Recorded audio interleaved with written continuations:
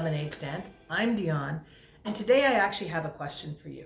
My question is, would you trade off those challenging, stressful situations that you've had at work if you could replace them with purely inspirational and positive experiences?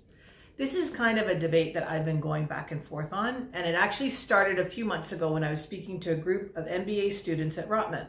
I was sharing with them some of my strategies for how to navigate difficult personalities in the workplace, which I share in my book, Thrive Despite the A-Holes at Work, How to Do Your Best Work Regardless of Your Work Environment. So one of the students shared that he actually had no intention of ever working for an unreasonable boss because he just wasn't interested in engaging in that, having that kind of a stressful situation. So my first thought when he said that was, like, are we even allowed to do that? Like, are we allowed to just have positive experiences? So I'm a Generation X, and I'm sure that this student was younger than me, probably Generation Y or possibly even Z. So as a Generation X, what we do is we work for years and years for all kinds of different personality types, people who are supportive and inspiring, and also others who are unsupportive and uninspiring, who make us question our value as professionals and sometimes as humans. And then only after slogging it out for years and years and years and building up a professional reputation and confidence, then and only then do we feel like we can now dictate who we will and we won't work for. So it was so foreign to me that he would come out with this out the gate.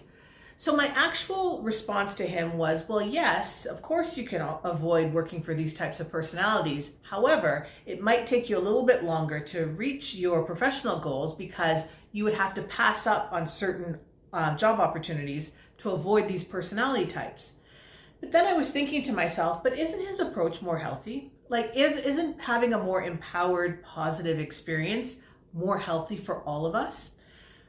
But then when I reflected on it, I thought, you know what? A lot of my personal growth and learning actually came from a lot of those very difficult situations. Situations where I had to work with people who were very different than I was. Because a lot of those people who we find challenging are just people who operate differently and come from a different perspective. And I found that those experiences forced me to get out of my norms and look at things from a different perspective. It forced me sometimes to stop taking things so personally, to stick up for myself, and also to create good boundaries.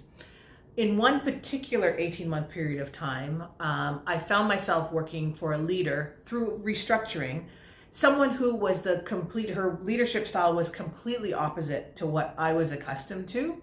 And I can honestly say, without exaggerating, every single day was painful for me. It was very challenging. It was frustrating. It was disappointing. There were lots and lots of disagreements and arguments. But I've always described that period of time as the 18 months when I got 5 years worth of business experience and learned how to navigate well under those conditions.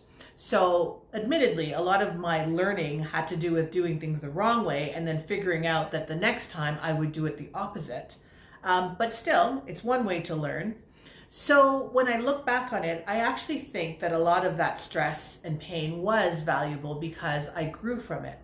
So I would like to find out from you, you could share in the comments as to whether or not you would trade off some of those challenging and stressful situations that you've gone through to have something that is much more positive and empowering. Here at my lemonade stand, I share these types of ideas and others that help you to be an effective and authentic business leader, and I look forward to seeing you next time. Thanks for watching my video. If you liked it, please subscribe so you don't miss any upcoming videos. I post a new one every Thursday. My audiobook Thrive is now available on Audible, so please check it out. And finally, you can connect with me on my social media accounts. I look forward to seeing you here next time.